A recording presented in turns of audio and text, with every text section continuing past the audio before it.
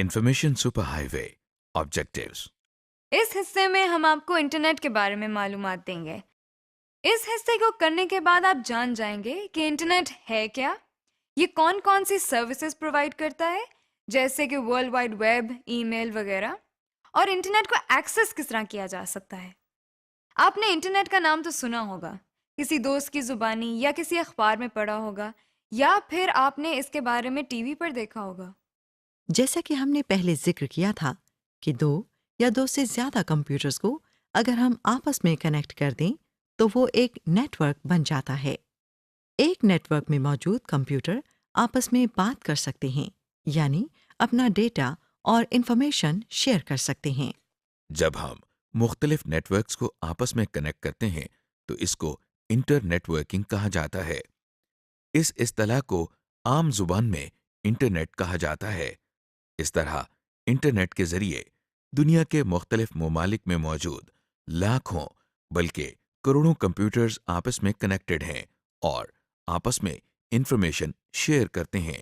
Internet ایک ایسی technology ہے جس کی مدد سے دنیا بھر میں انفارمیشن حاصل کرنے کا طریقہ ہی بدل گیا ہے، کیونکہ انٹرنیٹ کے آنے سے دنیا ایک گلوبل ولیج بن چکی ہے، جس کے معنی ہیں ایک بہت بڑا گاؤں جہاں پر انفارمیشن کو ایک جگہ سے دوسری جگہ پر جانے کے لیے زیادہ دیر نہیں لگتی۔ آپ یقیناً سوچ رہے ہوں گے کہ آپ کے گھر پڑا کمپیوٹر جاپان میں پڑے کمپیوٹر کے ساتھ کس طرح انفارمیشن حاصل کر سکتا ہے، یا اس کو کس طرح کنیکٹ کر سکتا ہے۔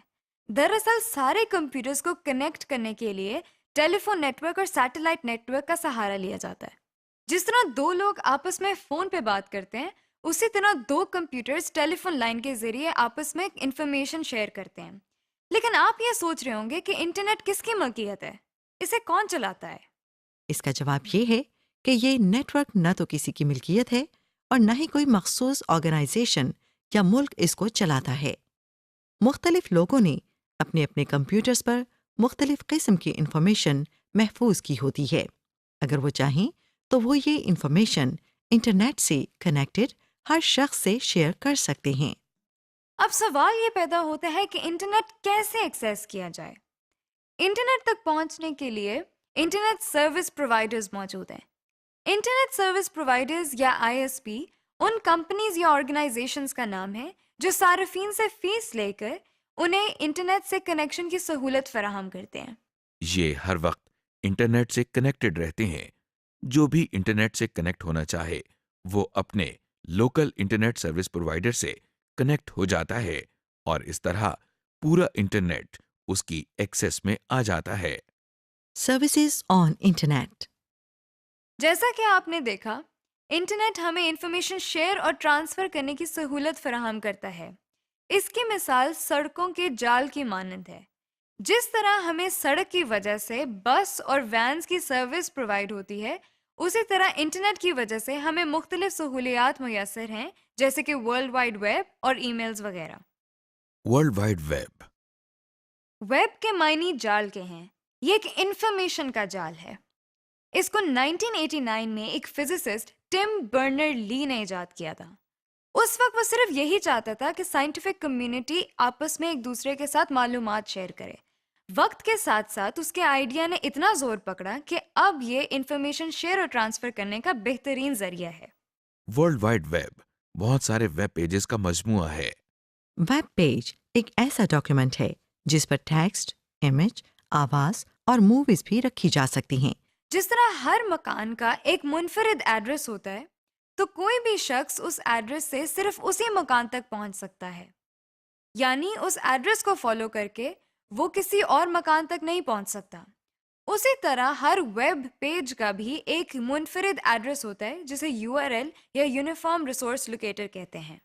مثال کے طور پر یہ ورچوئل یونیورسٹی کے ویب پیج کا URL ہے۔ ویب پیج کو دیکھنے کے لیے جو سافٹ ویئر استعمال ہوتا ہے اسے ویب براؤزر کہتے ہیں۔ مارکیٹ میں مختلف ویب براؤزرز موجود ہیں، مثلا Internet Explorer, Mozilla Firefox, Google Chrome وغیرہ۔ یہ ایک ویب براؤزر ہے جو انٹرنیٹ ایکسپلورر کہلاتا ہے۔ اس جگہ پر URL لکھا جاتا ہے۔ اس جگہ پر ویب پیج یعنی معلومات، تصاویر وغیرہ نظر آتی ہیں۔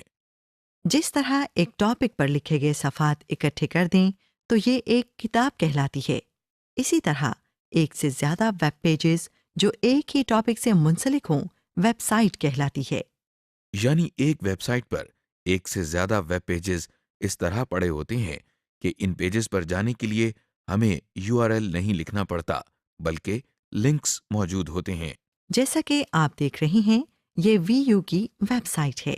اس ویب سائٹ کے تھرو اگر ہم اکیڈیمکس کے ویب پیجز پر جانا چاہیں تو اس لنک پر ماؤس پوائنٹر لا کر کلک کرنے سے ہم مطلوبہ پیج پر چلے گئے ہیں۔ غور کریں کہ یہ ایکیڈیمکس ایک لنک کہلاتا ہے۔ ورلڈ وائڈ ویب پہ آپ کو ہر قسم کی انفارمیشن مل سکتی ہے۔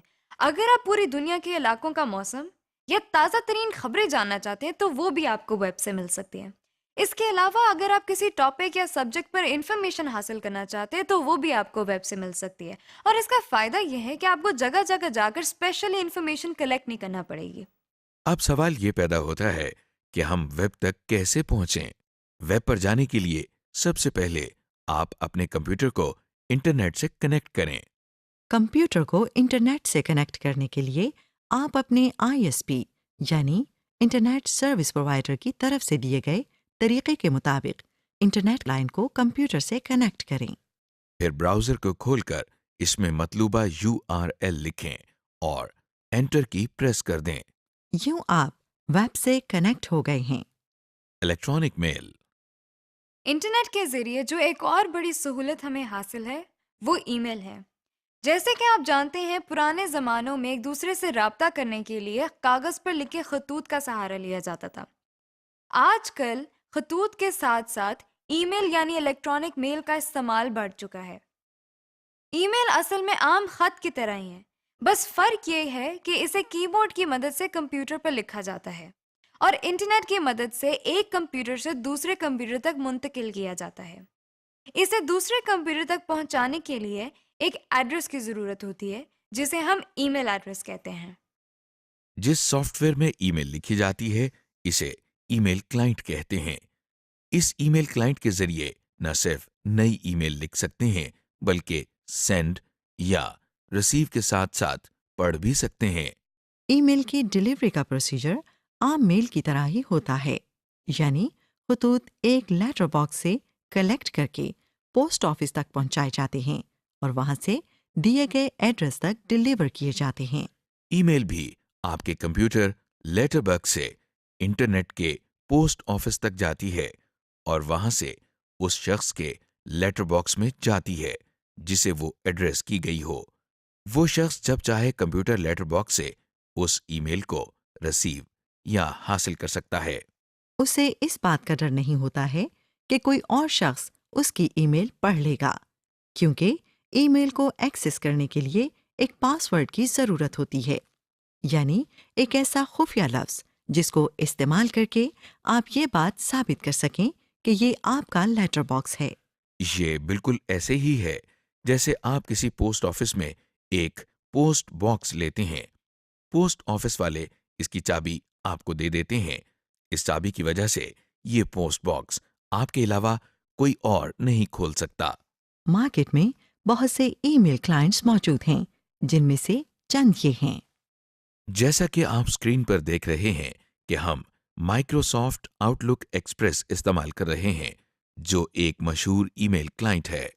اس کے ذریعے ہم ای میل سینڈ اور ریسیو کر سکتے ہیں۔ ای میل کو سینڈ اور ریسیو کرنے کے لیے آپ سب سے پہلے انٹرنیٹ لائن کو کمپیوٹر سے کنیکٹ کریں۔ ای میل کو سینڈ کرنے کے لیے آپ ای میل کلائنٹ کو کھول کر اس میں مطلوبہ ٹیکسٹ اور ای میل ایڈریس لکھ کر سینڈ کے بٹن پر کلک کریں۔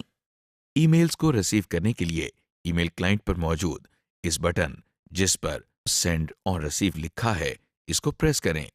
اس طرح کرنے سے آپ کے نام جو ای میل ہیں وہ آپ تک پہنچ جائیں گی۔ سمری۔ اس حصے میں ہم نے آپ کو انٹرنیٹ، ویب اور ای میل کے بارے میں بتایا۔ اس میں آپ نے یہ بھی جانا کہ انٹرنیٹ بہت سے کمپیوٹرز کا نیٹ ورک ہے جو کہ ٹیلی فون اور سیٹلائٹ کی مدد سے قائم ہے۔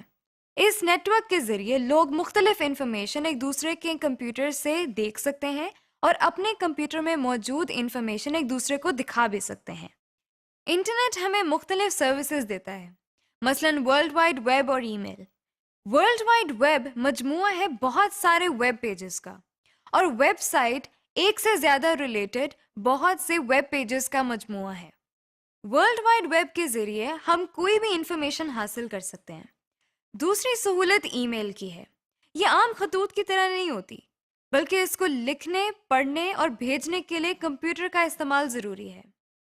یہ عام میل سے زیادہ تیز اور محفوظ ہے، اور اس کی گمشدگی کا امکان نہ ہونے کے برابر ہے۔